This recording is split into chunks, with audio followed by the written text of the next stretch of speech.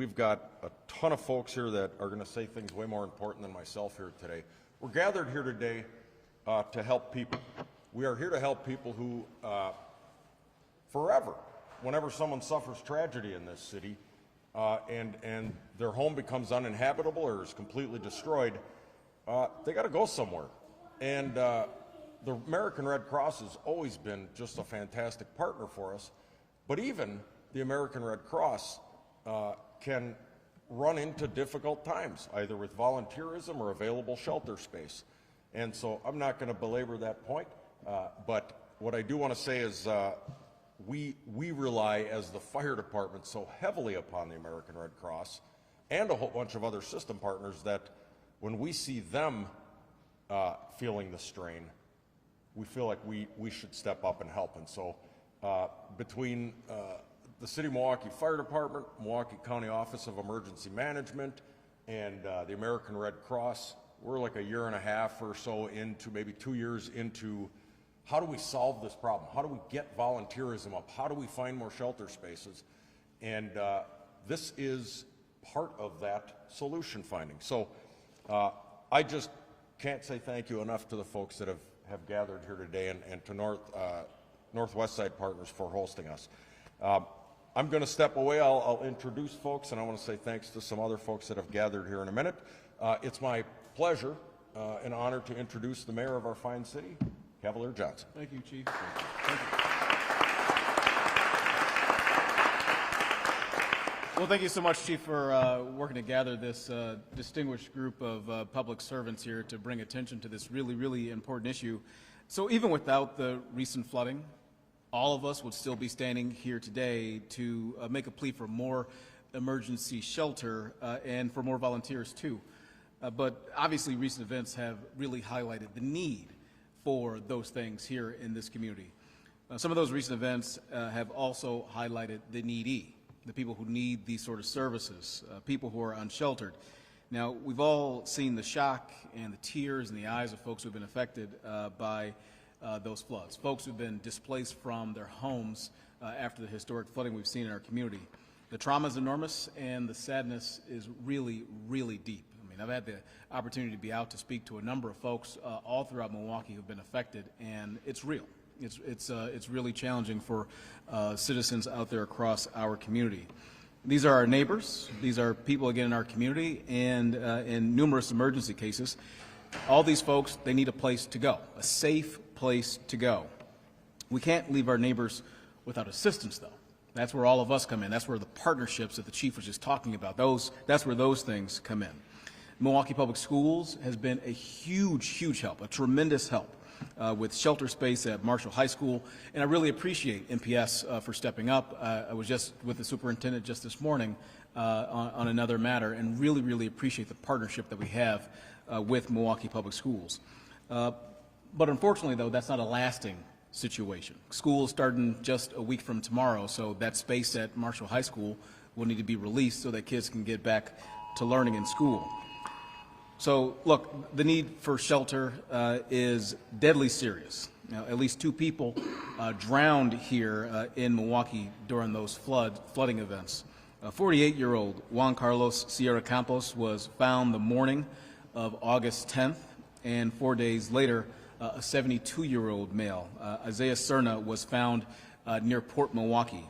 Now, both of these men apparently were unhoused individuals, and that circumstance may have been a part of the reason why they ended up losing their lives, again, during the flooding events that happened. I want all of our neighbors to be sheltered and to be sheltered safely before a crisis, and not just before a crisis, but after a crisis happens as well. I want everyone within the sound of my voice to think, really take an account about how you might be able to assist, how you might be able to help in situations like these as they arise. Once again, we're looking for partners because I believe in the power of partnerships, and together, in partnership, I know that we can solve these problems together. So I'll pass it back to Chief Lipsky. Thank you, Chief.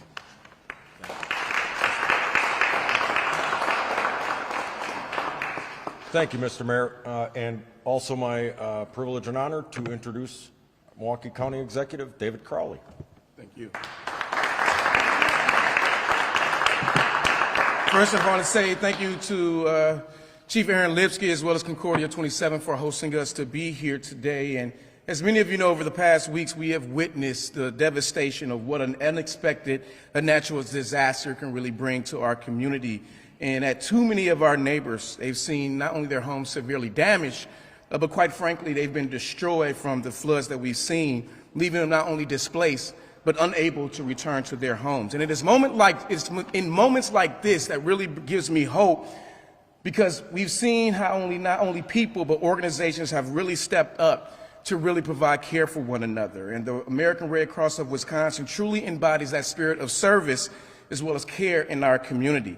But that's why we also believe this particular partnership with the American Red Cross of Wisconsin has been extremely crucial to our response efforts as it relates to the disaster. Not only do they help to provide food, health services, financial assistance, as well as emotional support, but something that is absolutely critical in the wake of a crisis, and that is safe and temporary shelter. In Milwaukee County, we are proud to partner with the American Red Cross, opening up our community centers as well as our senior centers to provide safe spaces for temporary housing.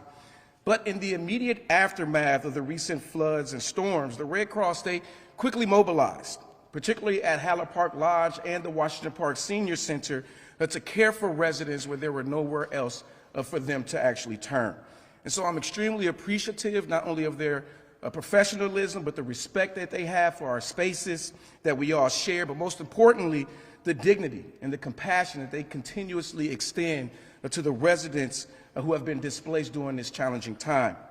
But we also know that county-owned community centers, our senior centers, cannot always meet those who are in need. There are not enough spaces, and quite frankly, these spaces are not necessarily in the right places during a particular crisis. And so the bottom line is this: we need more safe and accessible shelter locations throughout the community, so when emergencies like the floods that happen, we're prepared. And so whether you have access to churches, schools, gyms, and other large community centers, we know that those particular places can quickly be transformed into temporary shelter when a disaster happens. And so we want to encourage all the organizations who have spaces to open up. But we also want to encourage folks to volunteer, to step up, sign up with organizations like the American Red Cross to figure out how you can give your time, talent, and treasure back to our community. And so we want folks to understand that by opening your door, especially in times of crisis, that you can help to provide more of our residents with not only safety, but some stability and the hope that they need during the hardest times in their lives. And so I've said it before, but I will absolutely say it again, as the mayor also said, is that, partnerships are essential, and they're vital to us building a healthier, safe, and a more prepared community. And so together with partners like the Red Cross, our community partners all across Milwaukee County, we know that the strength is in this community and that we can make sure that emergencies like this, that we're prepared, not just for Milwaukee County, but for all of the residents and those who love to come enjoy themselves in our community. So I just want to say thank you for this opportunity. Thank you for stepping up. And let's continue to work on behalf of those who have been extremely impacted by these floods.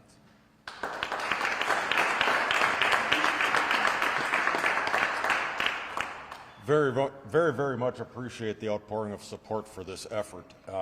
On the fire department, we are front row seat to the creation of the need, right? Either fires or sweeping natural disasters like we're recovering from right now.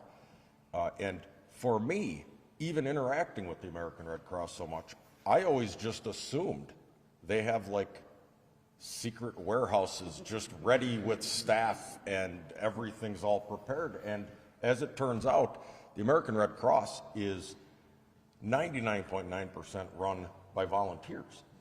And the shelter services rely so heavily on volunteers, and the shelter spaces are businesses or faith-based organizations or community groups that have volunteered their space. So it's really kind of an incredible thing. We vow to do our best to not create more people that need to go out into the street, and we do that by good fire prevention and emergency management and whatnot, but things do happen, and the need we're learning in these past few years definitely is still here. Now, it is my pleasure to introduce to you somebody that you are going to want to get to know here. She is the Red Cross of Wisconsin's new Chief Executive Officer, and boy, I tell you what, not afraid to make a phone call. I like it. Kat Ravenstein, ladies and gentlemen. Thank you, Chief. I cannot thank everyone enough for being here today and speaking on this together. When disaster strikes, whether it's a home fire, flood, or another emergency, one of the most urgent needs is a safe place to stay, a place where people can catch their breath, gather their thoughts, and begin to recover. With the support of our volunteers and community partners, the American Red Cross of Wisconsin is proud to provide that shelter, but too often, the space we find is far from the neighborhood where the disaster happened. That means families are separated from schools, jobs, transportation, and the support systems they rely on to recover. It makes an already difficult time even harder. Last year alone, we opened 15 emergency shelters, providing more than 1,700 overnight stays using just 5 locations. In Milwaukee, the need is especially urgent.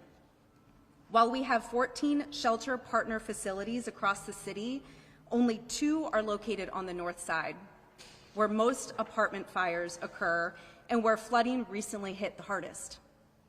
We are so grateful to the schools, churches, and community centers that have already stepped up, like Marshall High School, Washington Park Senior Center, Holler Park, and St. Paul's Lutheran Church.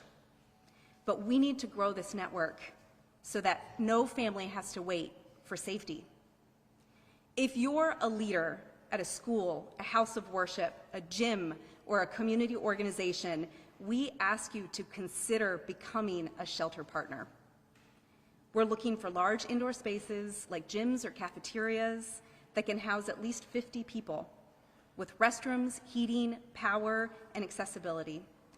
If you think your organization might be able to serve as a shelter partner, please contact us at milwaukeeshelters@redcross.org. We'd love to talk with you and explore what's possible.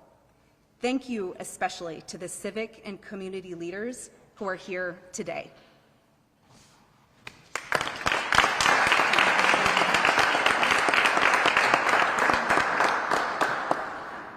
We're going to get into some of the more technical stuff here, and we do have a couple more speakers, but I want to just acknowledge, again, we have a very, very robust and diverse group of folks here from all different areas. We've got State Representative and County Supervisor Sequana Taylor. We've got State Representative Supreme Moore Omakunde. We've got Senator LaTanya Johnson. We've got County Supervisors Sky Capriola and Christine Sinicki. We've got Milwaukee Alderman Peter Burgellis. We also have Fire and Police Commission's Executive Director Lee Todd is here with us. The City of Milwaukee's Emergency Manager Ryan Zollicoffer. The Milwaukee Health Department's Tyler Weber is here. And ComForce's very own Vaughn Mays. And, well, she's going to talk in a minute. See? And Jody Harrison. Hey, I'm trying to hold a press conference. Oh, State Rep. Darn it. Do you guys want to do this? No. Appreciate that. I want to point all that out because this collaborative that we've put together includes so many different folks from so many different areas of expertise, and the information sharing has been really reaffirming that we can do this better together. And so I'm going to, before we get to some of the other folks, I do want to recognize County Office of Emergency Management, who has done, not just on this topic, but a whole bunch of different topics, has just been doing yeoman's work, very local to this time frame with the flood recovery and all the FEMA stuff coming in town, but also on topics as wide-ranging as the overdose crisis and vehicular accidents and these sorts of things. And Chris McGowan is the Deputy Director at Milwaukee County Office of Emergency Management, and you're probably seeing up on the screens here a mechanism that we've put together, that his team put together. Why don't you come up and tell it?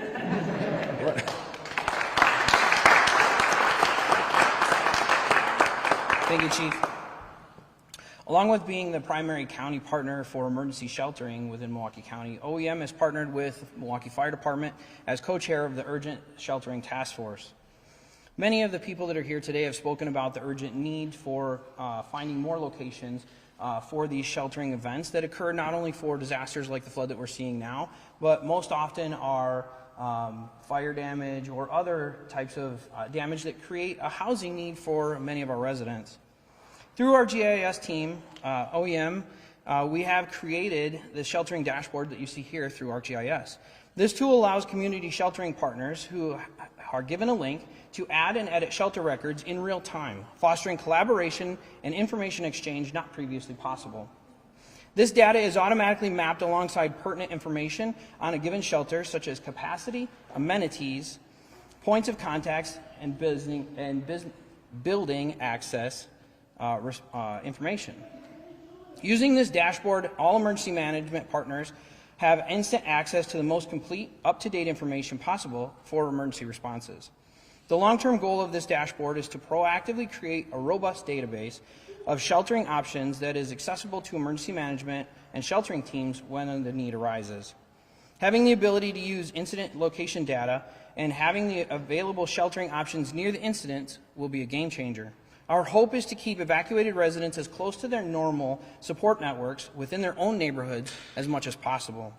We believe the sheltering dashboard, armed with an increased number of available sheltering options, will help our agencies, emergency managers, and first responders locate the best solution in the middle of the night. Thank you.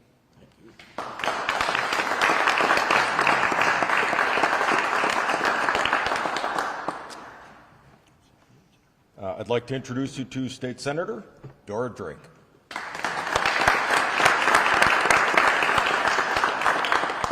Well, good afternoon, everyone. As you can see here, there is a wide range of support of leaders knowing what it means to step up to answer the call to address the devastating loss that our city has encountered. My name's Dora Drake. I represent the 4th Senate District, one of the districts that got hit the hardest on Milwaukee's north side. And with that, when the news came, I think all of us, rushed to see what we can do. And we know that with the leadership of our county executive and our mayor, they declared states of emergency. The governor, our Governor Evers, has declared a state of emergency, and we are waiting for FEMA resources because we know that that will be pivotal. But there's something that we can all collectively do here today. And I think that is what this press conference is about, to encourage folks to see how they can partner to provide sheltering opportunities. I know as legislators, we've been sharing information as consistent as possible, and it seems like it's an ongoing thing, but that's our job. And there probably needs to be a look at what we need to do for a reimagining of housing infrastructure that the city and county needs moving forward. But until we get there, we have been resilient, we have been strong, and we will continue to do that. And that's because of the great leadership that you see amongst all the leaders here today. Thank you. Thank you so much, Senator. And I'd like to introduce State Representative Kaylin Haywood.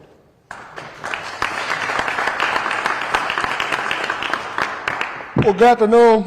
Thank you, Chief, for having me here today. Thank you to the Fire Department, the Police Department, Red Cross, all the volunteers and organizations who have recently been engaged and all the time being engaged to help folks who are in crisis right now due to the flooding that we've experienced around the state, but especially here in Milwaukee County. But I think that although the recent flooding reminds us and amplifies the need to address issues when it comes to sheltering, giving folks access to housing, somewhere to call home, and somewhere to restart their day, folks are in these situations every single day. Just because it's not on TV or on the news, these situations are happening every day where someone is losing their home and being displaced. We can all think back to a time in our lives where we were at our worst. We didn't know what to do, we didn't know what tomorrow was going to be, and we just needed help. It makes it a whole lot harder when you don't have a place to call home. So, as we go out, we embark upon the next following weeks, and we embark upon life, I just want to reiterate the call. If you are a property owner who has space, and whether that's a nonprofit space or a property that you are not renting out or you own and not using, consider opening up that space. If you are a volunteer who has some extra time in your hand, or a resident who has extra time in your hand, whether you're elected, not elected, a community leader, business leader, a resident, a neighbor, step up and donate that time. If you have some extra money to donate to efforts like the Red Cross to support what they do, donate those dollars. Again, people, when they're at the time of need of the most, they need the community and neighbors to step up. But we continue to support efforts like this and all do our part. We will know two things. We know two things for sure. Disasters will come. That's unfortunate, but we know that for a fact. But the second thing is, if we continue to support each other and be neighborly and support organizations like the Red Cross, we know that next time our response will be stronger and be better. And together, it takes a village to get this done, but together we can help solve and help each other out. So with that being said, thank you to you all, and thank you for being here.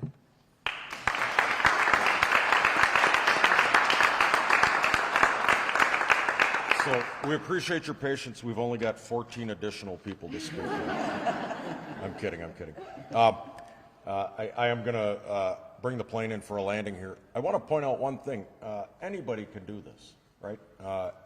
Anybody can volunteer. Anybody can help, right? And the American Red Cross is going to be very, very good at walking you through the process and making sure that your building that you might want to share is squared away, right? They got a real good program for that. So I just want to repeat the pivotal pieces of information here, and I think we've shared these digitally with you, and we probably got some hard copies for you. But if you think you have a shelter site potential, you can email Milwaukee Shelters, all one word, Milwaukee Shelters at redcross.org.